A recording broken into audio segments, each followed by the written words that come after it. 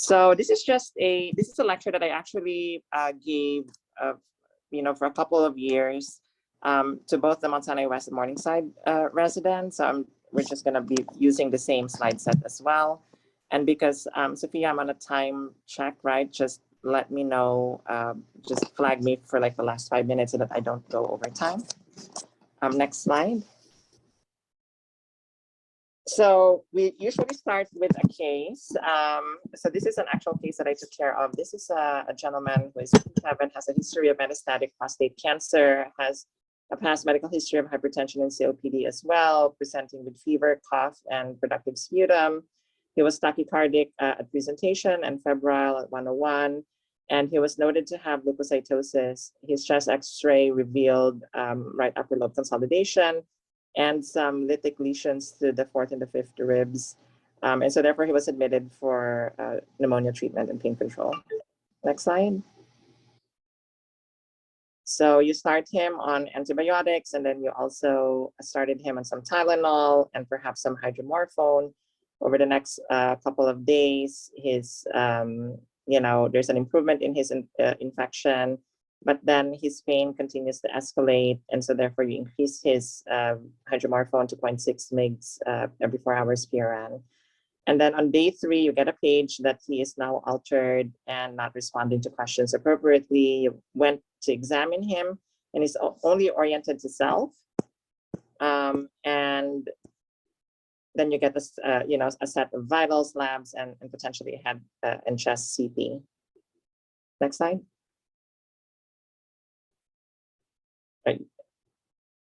Right. So that's a very common sort of a vignette that we are all typically exposed to. So my hope for the next 45 minutes or so is really to talk about the pain experience. Next slide. Sophia, thank you. And then maybe just touch on a little bit on pain as an experiential symptom. But really, the main focus of this talk would be how do we assess pain, going back to the basics in terms of pain management and some and definitely the opioids, which is what the gist of this talk will be. Next slide. So I'm going to skip that next slide because we already have a couple of these. So I just wanted to talk about some nuts and bolts in terms of pain. Next slide. So we know that pain is not purely a physical symptom.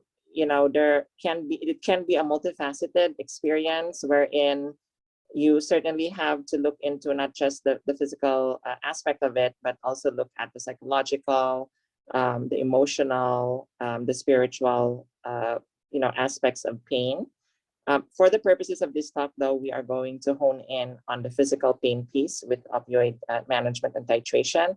But also just to let you guys know and impress upon you that if you have a patient who is in pain, and even whilst you're escalating opioids, the pain continues to be relentless, then we need to think about whether there are other aspects of pain that is making the symptom more heightened. Next slide. You can proceed. Yeah. Next slide. So we're gonna gloss over that. I think I shared that with you. So just a little bit about the pathophysiology of pain. Next slide. So we know that we have all these nociceptors. We have our, different corpuscles, Pacinian corpuscles, let's say for pressure. And we know that there are different sites of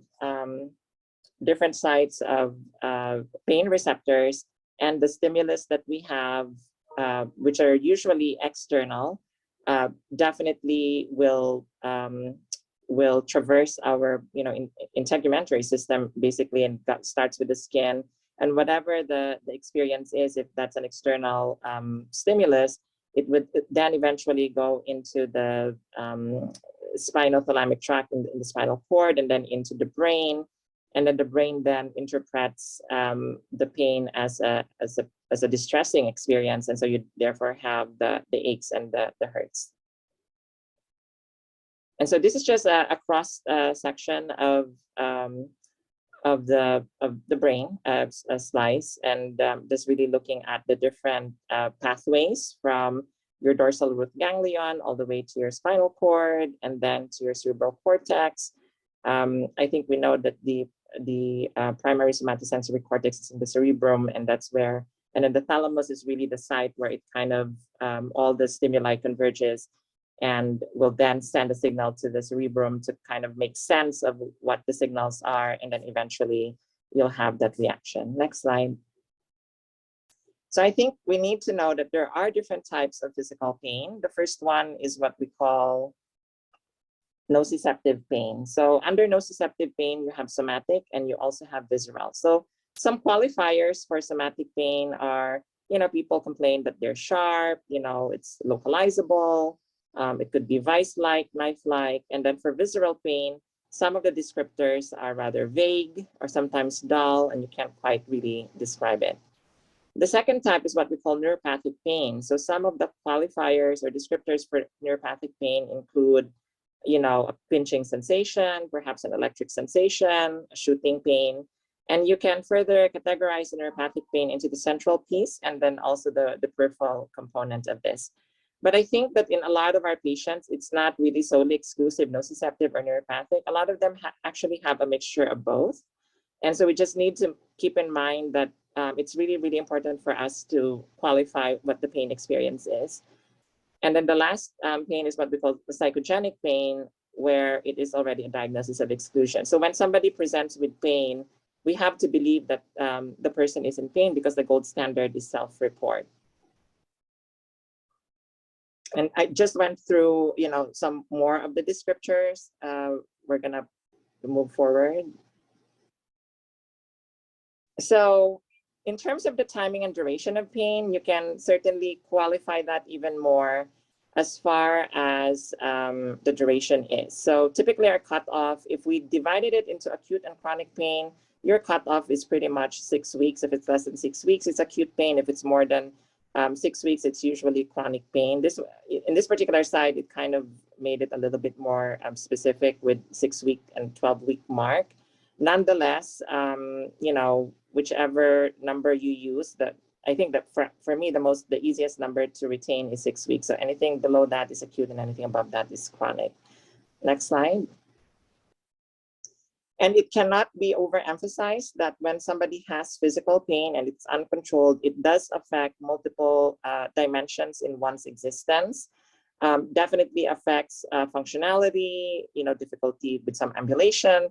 Impaired quality of life is one of the most important things that we need to be mindful of when we're managing pain. And that's why pain is also referred to as the fifth vital sign. It could also lead to recurrent falls, social isolation, depression, affect sleep, cognition. People actually get confused or delirious if you have under-controlled pain. So sometimes we have this bias that with opioids or some of the pain medications that we give, we assume that patients are delirious because of the opioids and neglect to address the fact that under-controlled pain is actually a trigger for delirium as well. So it's a chicken or the egg, so to speak. And I think it's just for us as clinicians, we just need to be able to balance both and really assess from an objective standpoint. Next slide. So whenever you're doing a pain assessment, I think this is one of the practical applications of this talk is really utilizing this mnemonic called Pqrst. So whenever you have a person who is in pain, we want to be able to identify the palliating and precipitating factors, triggering factors that are causing the pain. We want to be able to look at quality, which is the Q in Pqrst. R stands for radiation or pattern, and I will also add here region. So the location of the pain is also really important.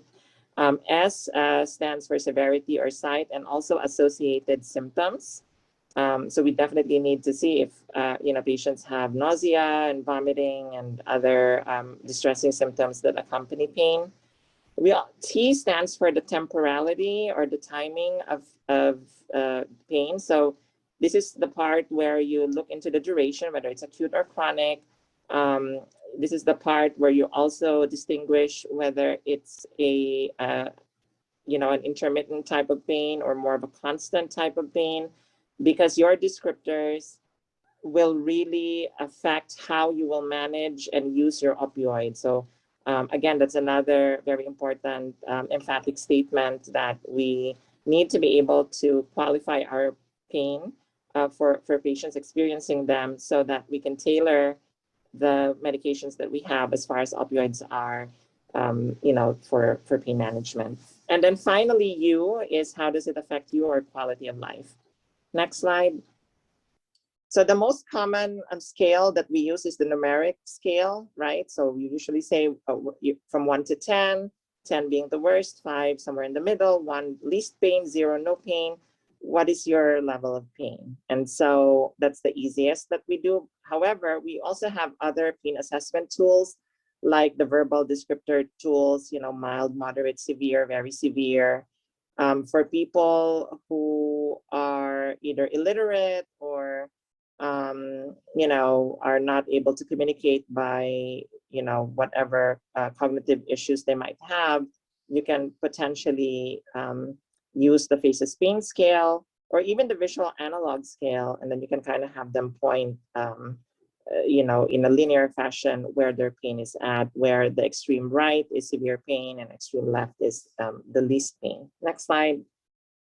And then for people with advanced dementia, there is this scoring system or pain scale that's called Pain Add, which is really pain in advanced dementia. And as you can see, it really relies a lot on nonverbal cues, such as the breathing pattern, whether there's some ability to articulate or and their facial expression as well. So, this is a good way to kind of assess pain in people who have major neurocognitive disorders.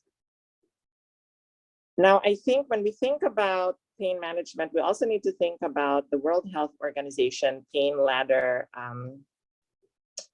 bucket, so to speak, in terms of like the types of or the general categories of pain medications that we can give. So it's usually a 3-tier or 3-step ladder. The first step being a use of non-opioids and adjuvant drugs or medications. And then step 2 is really use of combination of a weak opioid and a non-opioid agent plus or minus an adjuvant. And step 3 is, a stronger opioid. Adjuvants are medications that we add to augment the effects or potentiate the effect of our initial medication. And also, if there are other compelling indications to treat a different type of pain, such as neuropathic pain, on top of the nociceptive pain, then adjuvants are medications that we can use. Next slide. So I think it's really important here that the levels of pain or the severity of pain based on the numeric pain score dictates where you're at as far as the different steps or the different tiers in the World Health Organization step ladder for pain. So if your pain is mild, meaning that it's 1 to 3, then you use aspirin, NSAIDs, plus or minus Tylenol is a very common one that we use in our cohorts of patients, whether they're adult, pediatric, or even older adult population.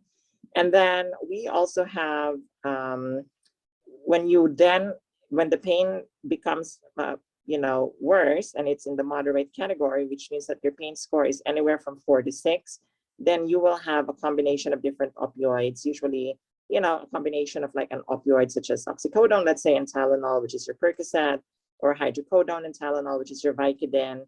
You also have your tramadol and tapentadol in the moderate category, and then you still can use the adjuvants. And it's not to say that you can't combine those with your step 1. So you can have, let's say, an NSAID plus, use of a Pqrst, provided that the adverse effects do not outweigh the benefits of using the drug. And then the last step is severe pain, which is usually, your pain score of 7 to 10. And this is where your pure opioids lie, your morphine, your hydromorphone, your fentanyl, and so forth. Next slide.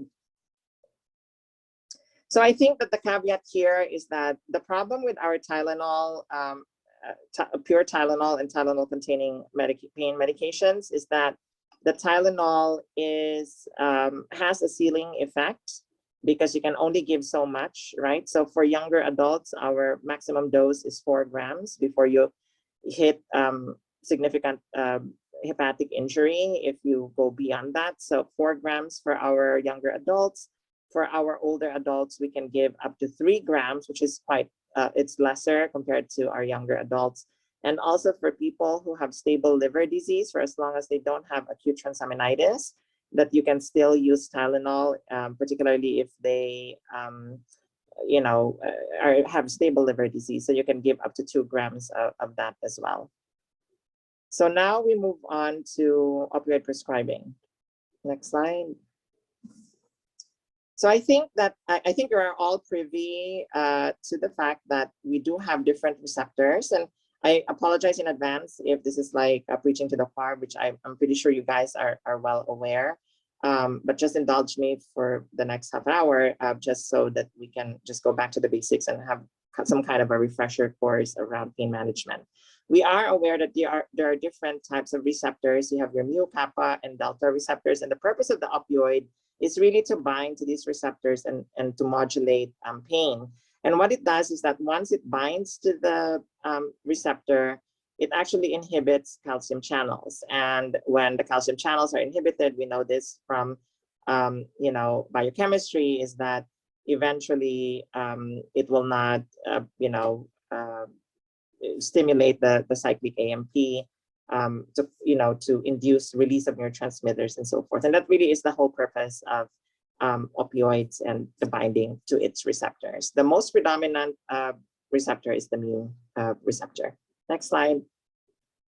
Again, just a cartoon stating that we do have a lot of receptors, and pretty much the main purpose of the opioid receptors is that it has a central nervous system effect, which is not to say that we don't have a peripheral effect as well, because there is evidence that topical opioids can be used.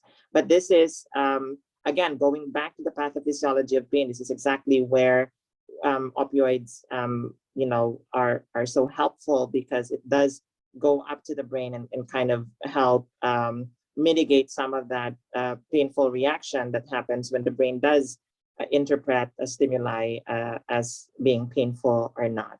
We also need to think about opioids as almost equivalent to exogenous endorphins, yeah, right? So we have like endorphins in our system that make us happy, that give us a euphoric state, and actually also give us an anesthetic state as well.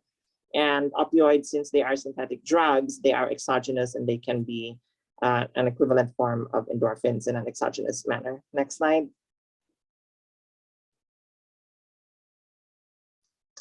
So a couple of concepts as we go through the opioids. There is this concept called opioid rotation. So somebody, let's say, who is on morphine and you're switching them to hydromorphone, like what is the indication of switching from one to the next? So you really only do an opioid rotation if you develop signs of neurotoxicity, which includes myoclonus, agitation, hallucinations.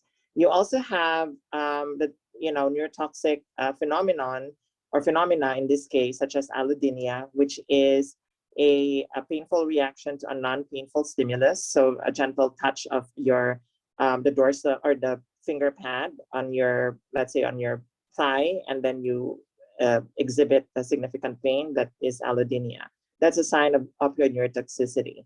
And hyperalgesia, on the other hand, is an exaggerated response to a painful stimulus. So somebody is already in pain, and then you develop more pain once you introduce like an external stimulus. And so this is also a sign of opioid neurotoxicity. Now, this is not exclusive to opioids. The neurotoxic effects, as we know, can happen in other medications as well, and some other neurologic diseases that then cause significant allodynia or hyperalgesia. Next slide.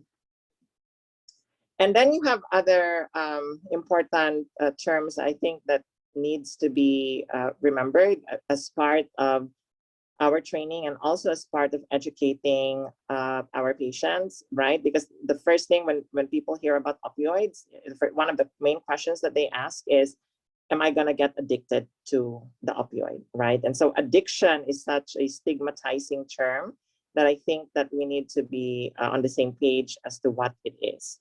So addiction is a primary and chronic neurobiologic behavior that is actually characterized by the 4 C's, for letter C, so 4 C's. So there is compulsive use of a medication or an opioid. That's the first C. The second C is impaired control over drug use.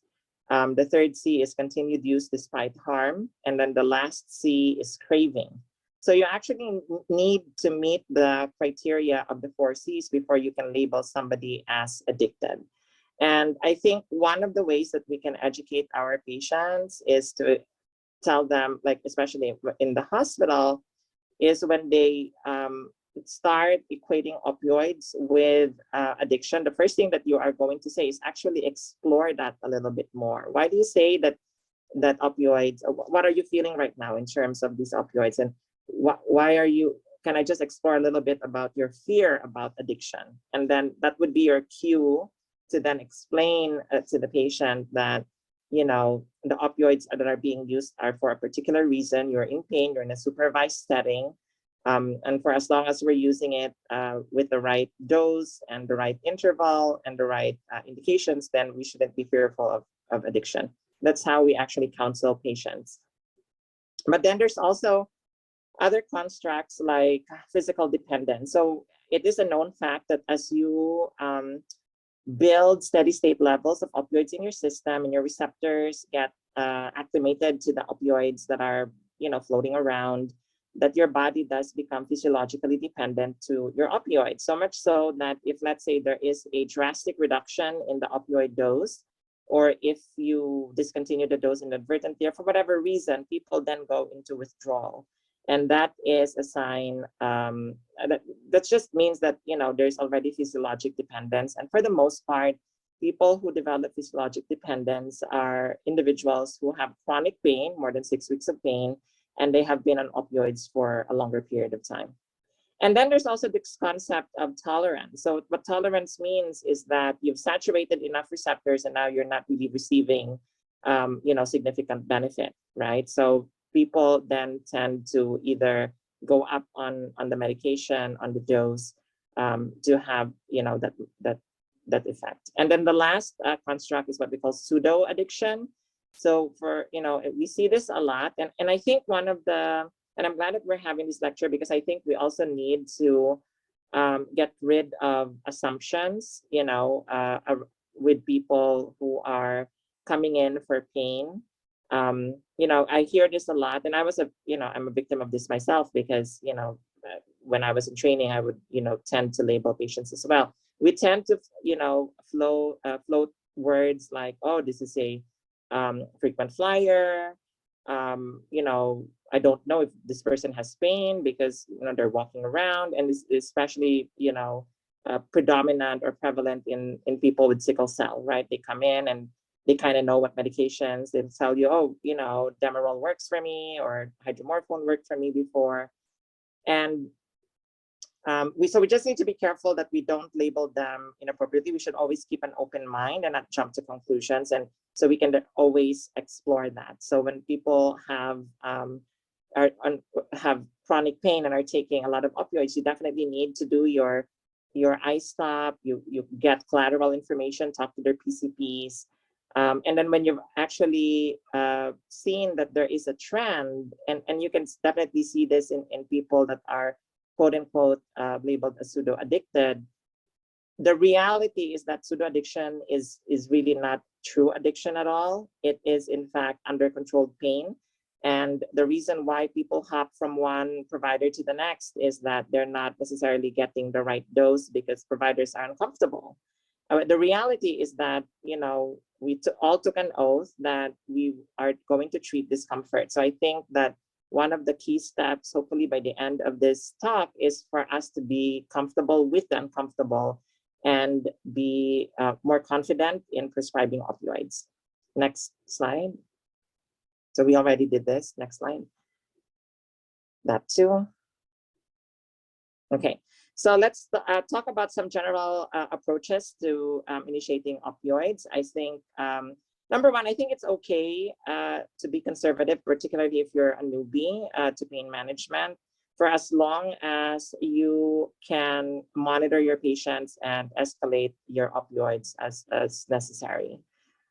We also, I think it's also best to always start with a low dose and go up slowly, start low, go slow. And it's always best to be at the bedside if you're titrating opioids. Next slide. Next slide.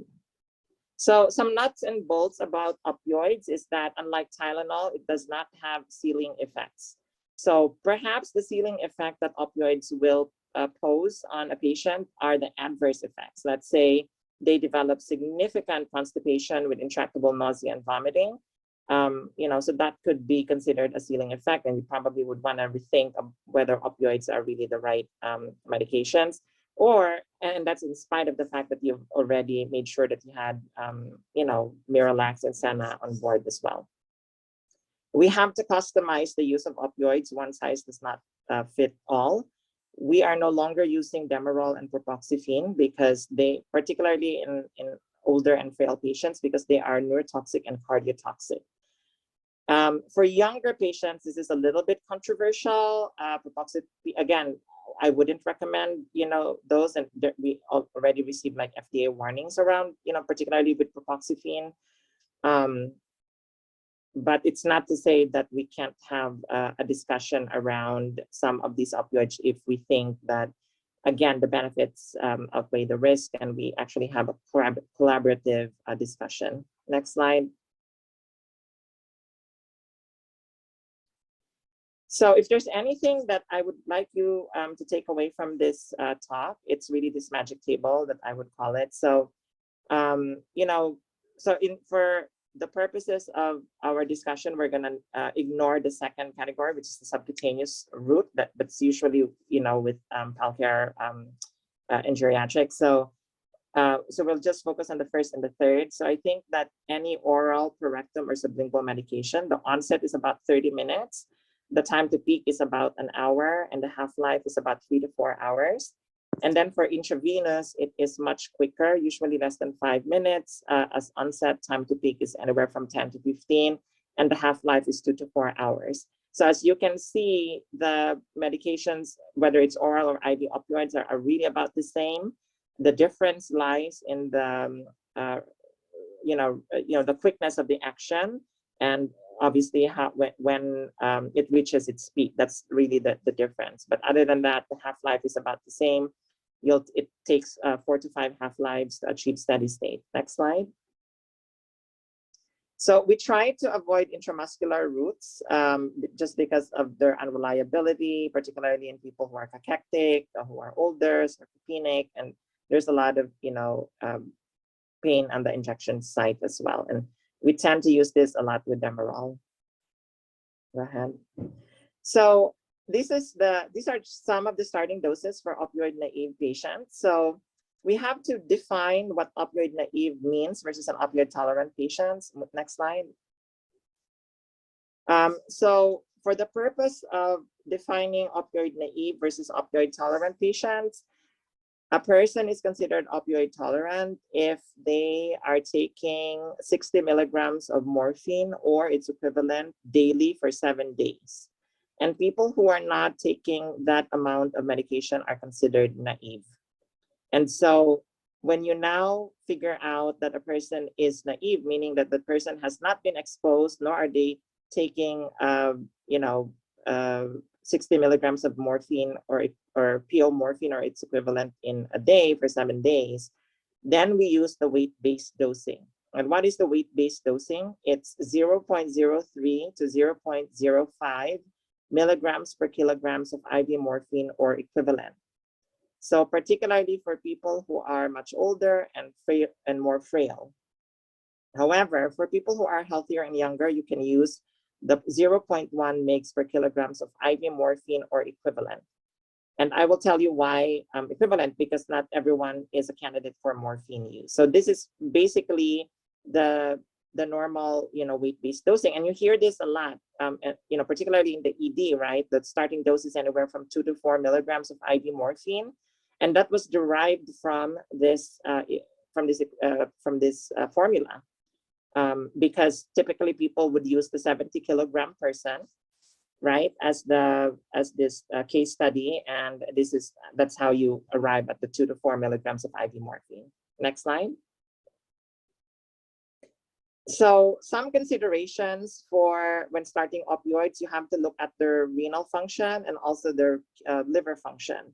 So the renal function, you have to use the Cockcroft-Gault formula, and it's not always calculated. You actually have to calculate using the formula, because the one on Epic, particularly when you see the GFR and it just says more than 60, that's the maximum that it can go up, that it can calculate, and that's not actually Cockcroft-Gault formula. So you have to really use the formula on Epic, and you can also see the calculated creatinine clearance on the left-hand side, where you have information about just basic information about the patient on the left panel of on the Epic chart. So we use the creatinine Cockcroft-Gault formula, and our magic number is 30. If your creatinine clearance is 30 or above, you have to use morphine first and not hydromorphone. There is a culture that is floating around that hydromorphone is so much better than morphine. That's actually not true. Both are efficacious for as long as you find the right equianalgesic dosing. And there's also this misconception that morphine is only used for people who are dying. So let's debunk and demystify that myth, because it's really not true. So if you have creatinine clearance that's good, it's above 30, please use morphine. Morphine is effective, it's cheap, it can do the work. If the person has a creatinine clearance of less than 30, or there is a true allergy to morphine, then that's the only time you use hydromorphone. Next slide. So this is the Cockcroft-Gault formula. You can find that on the apps. Next slide. And I'm just showing you the equianalgesic dosing of the different opioids. The prototype is morphine, and that's why it's always compared to morphine. And you should have this available. This site should be available, and I'm pretty sure you have your pain cards that was created by anesthesia and pharmacy combined as well. Next slide.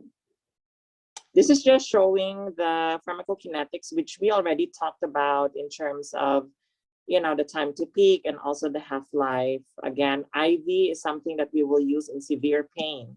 So when the patient says, my pain is 7 or 8 out of 10, please use IV and not PO, unless you really have strong, concerns that perhaps the person is really frail and they might have adverse effects. But when a person has severe pain, meaning that the pain score is 7 or above, we need to use IV because of the quickness, the time to peak, and the acute onset. Those are attractive features of IV.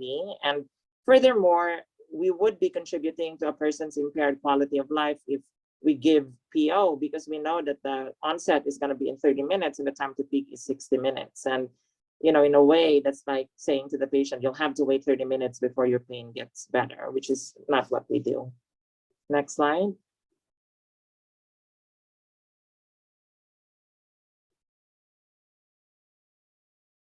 So I think we already talked about this as well. I think my point here is the second bullet, which is the long-acting or extended release opioids like amiscontin or Oxycodone. Typically, these medications half-life is about 12 hours. And on very exceptional cases, we shorten the interval to every 8 hours when there is what we call end-of-dose failure. What end-of-dose failure means is that it's the medication that you're using with the expected half-life is not quite reaching the half-life in terms of sustaining pain relief. So an amiscontin that's dosed Q12, let's say you started a person on amiscontin 15 Q12, and then the pain starts to resurge at the 10th hour, then that might be an indication for you to change it to Q8 instead of Q12 hours. But otherwise, we should be sticking to the half-lives if we can. Next slide. So I think that when you're managing pain, right, you're asking the person, okay, what's your pain score from 1 to 10?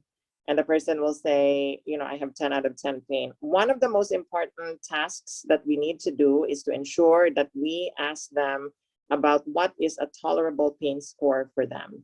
And sometimes this can be a very abstract discussion. And so one way that you can potentially guide or assist patients is say something along the lines of, we hear that you're having significant pain, and we certainly want to get your pain under better control. Unfortunately, we can't bring down your pain from a 10 to a 0. So maybe we can meet halfway.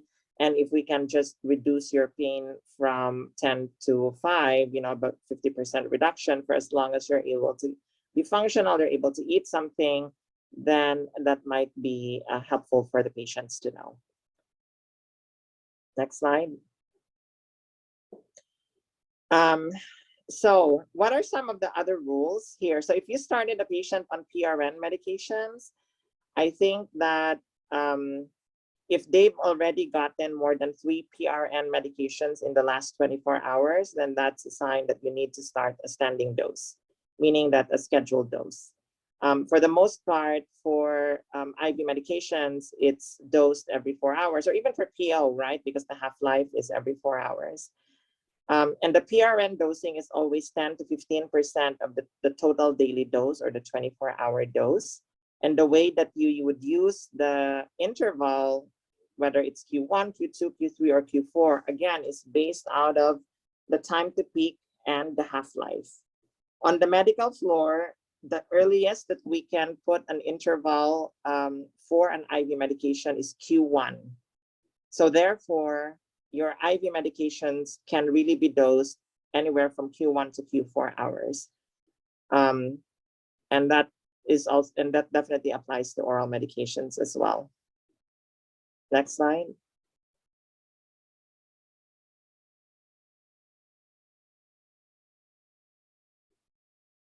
Dr. Javier, this is Sophia. Just to let you know, we're at the 10-minute mark or Right. so. Thank you. We will be able to be able to meet that. So, so for opioid tolerant patients, the first thing that you need to do is, so remember, we talked about opioid naive patients using the weight-based dosing. For opioid tolerant patients, you're not going to use the weight-based dose. So they already come with their home opioid dosing. So you will use that as a start. And what you do is you total whatever they have gotten over 24 hours, get the PRN for that medication, use the 10% to 15% of the total daily dose.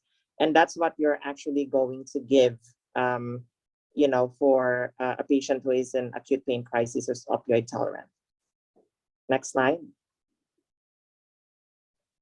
The other thing that's also really important is this concept of incomplete cross tolerance. So when you're rotating from one opioid to the next, let's say from morphine to hydromorphone, if the person is opioid tolerant, then what you need to do is whatever your conversion is, you decrease it by 50%, and that's how you will start. You wouldn't want to give the full 100% because the previous opioids are still bound to the receptors. And if you give 100% of the new opioid dosing, then that might just augment the potential adverse effects that happen when you're introducing a new opioid, and it can cause somnolence. Next slide. So when somebody has a liver and kidney failure, we want to be able to adjust. So you can give a smaller dose or you can lengthen the interval. So instead of making it Q4, you probably would want to make it Q6 hours. Next slide. We're not going to do tapering for opioids. Next slide. So sample cases. So this is a patient who is 88, has a left hip fracture, 8 out of 10 pain. You started the patient on scheduled Tylenol and PRN Oxycodone, and the person then received 6 doses of Oxycodone. Next slide. So what is the next step in this patient's pain management? Next slide. So you total everything, right? You total the Oxycodone, so that's 5 milligrams times 6, so that's 30 milligrams. And then you can start using a long-acting agent like Oxycodone or Contin, depending on prior authorization as well. Next slide. So because it's 30 milligrams that you provided, you just divide that by 2, and then that will give you 15 milligrams every 12 hours of the long-acting. And then your PRN dosing for the oxycodone is 10% to 15% of the total daily dose. So 10% of 30 is 3, and 15% of 30 is 4.5. So therefore, your PRN dose is 5 milligrams oxycodone every 4 hours PRN. Next slide. Because we know that, we want to be mindful that, particularly for frail patients who might become increasingly somnolent, it is okay to write holding parameters, particularly if you're giving them IV medications. And what you do is you hold for respiration less than 10 and or excessive sedation, and you can offer the medication and patient may refuse. So when somebody says, I'm not comfortable putting the patient on opioids because I worry about respiratory depression, this is exactly the response that you're going to get. First of all, you can say we're following dosing guidelines based on the requirements. We're going to put holding parameters, and this is going to be helpful for the patient. Next slide. Also, I wanted to say and emphasize that respiratory depression I have not seen respiratory depression ever happen for as long as you follow proper dosing guidelines. So if you use the right dose, you're not giving it too much, then you don't necessarily cause a respiratory depression. Furthermore, respiratory depression is preceded by oversedation. So when somebody's oversedated, it means that you probably gave too high of a dose or the dosing interval was not appropriate. Next slide. So now you need to make sure that when you're starting opioids, you also want to give a bowel laxative. Next slide. Next slide. Next slide. So now you have, I just wanted to touch on the last 4 minutes because this is now the conversion piece. So the same patient was getting 4 doses of oxycodone, severe pain. What is the next step? So you total everything, you total the oxycodone. This person was getting 15 Q12, so that's 30, and then 5 milligrams PRN. You've totaled, it totaled to 20 milligrams, with the 4 doses, and it's now 50 milligrams. You just divide it by 2. Next slide. To make it 25 or 30 Q12, and then the oxycodone is 10 to 15% of that, which is 5 to 10 milligrams. Next slide.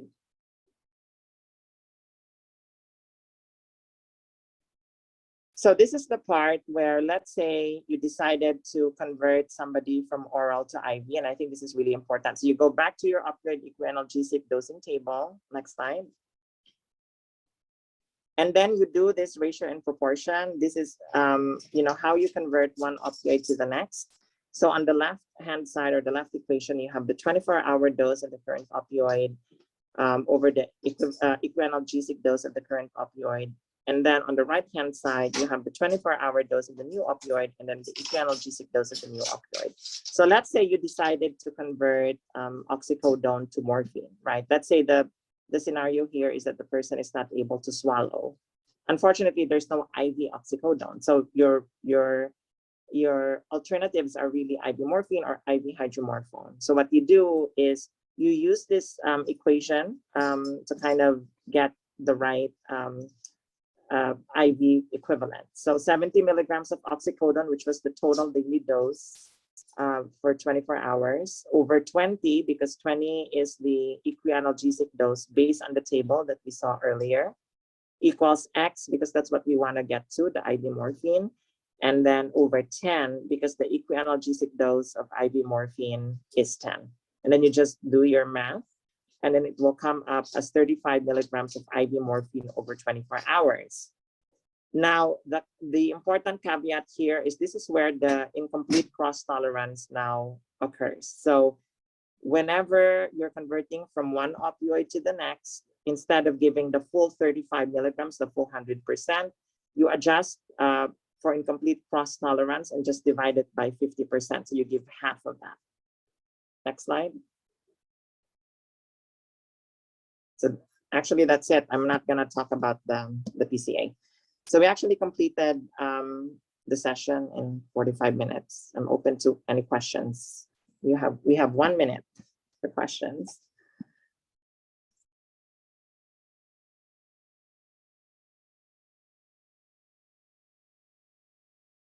Any questions, guys?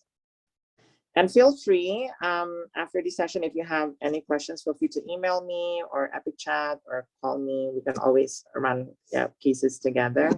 And I hope that with this, and I realize this is, one lecture in time. You may or may not retain everything. So definitely go back to the slide set. It will be a lot clearer over time as well. And definitely practice. I think that really is the key.